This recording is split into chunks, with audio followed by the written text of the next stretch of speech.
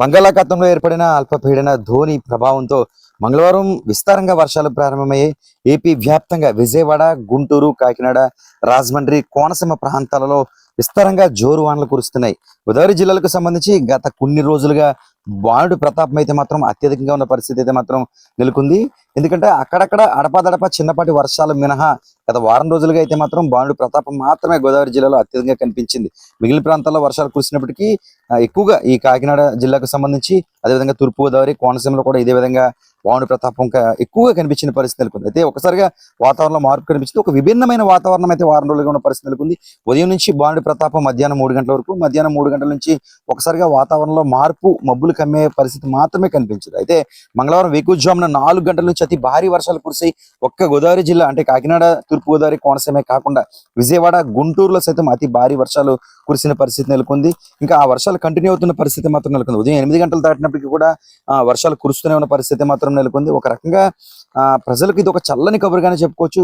రాష్ట్రంలోకి ఋతుపవనాలు ఎంట్రీ అవుతున్న నేపథ్యంలో ఈ వర్షాలు ముందస్తుగా కురవడం ఎంతో ఆనందంగా కూడా వ్యక్తం చేస్తున్న పరిస్థితి నెలకొంది. ఎందుకంటే అగ్నికత్తిళ్ళు ఇలాంటివి అంటే భారీ ఎండలు కాస్తూ ఉంటాయి. రోకళ్ళు కూడా రోడ్లు బద్దలేసిపోయేది రోహిణీ కార్తీ, అటువంటి రోహిణీ కార్తీ కూడా ఎంటర్ కాకపోతుంది. అలాంటి తరుణంలో ఇలా వర్షాలు కురవడం ఒక రకంగా ఈ ఏడాది ఆనందం అనేది చెప్పుకోవచ్చు.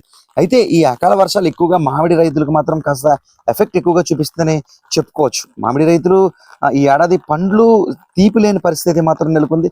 ఇక ఈ వర్షాల కారణంగా అసలు సిసలైన మామిడి అయితే దిగలేని పరిస్థితి నెలకొంది. జూన్ మొదటి వారంలో మాత్రమే తీపికి సంబంధించిన మామిడికాయలు వస్తాయని రైతులు ఆశాభావం వ్యక్తం చేశారు.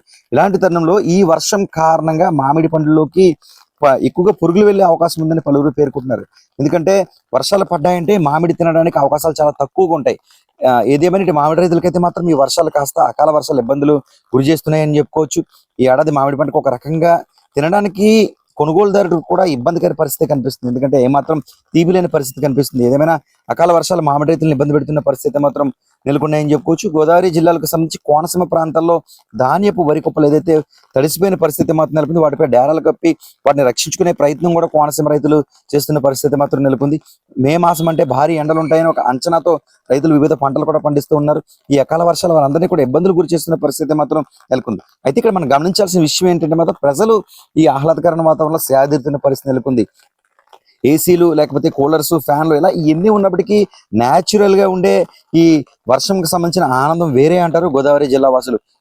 చక్కని ప్రకృతిలో వీచే చల్లని గాలిలో ఆహ్లాదకరంగా ఆరోగ్యంగా ఉంటామంటూ కూడా వైద్య నిపుణులు పేర్కొంటున్నారు. ఎండల నేపథ్యంలో ఏసీలు వాడడం కూడా ప్రమాదకరమైన విషయాలు కూడా హెచ్చరిస్తున్నారు. ఇలాంటి తరుణంలో వాతావరణం చల్లబడడం ఒక తీపి కబురుగా గోదావరి జిల్లా కాదు, ఏపీ వ్యాప్తంగా కురుస్తున్న వర్షాలకు ప్రజలంతా కూడా సంతోషం వ్యక్తం చేస్తున్న పరిస్థితి మాత్రం నెలకొంది. ఎడతెరిపి లేకుండా ఈ ఉదయం 4 గంటల నుంచి కూడా ఉరుములు మెరుపులతో కూడిన భారీ వర్షం గోదావరి జిల్లాలో ఏపీ గుంటూరు, విజయవాడ, కాకినాడ, రాజమండ్రి కేంద్రాలుగా భారీ వర్షం కురుస్తుంది.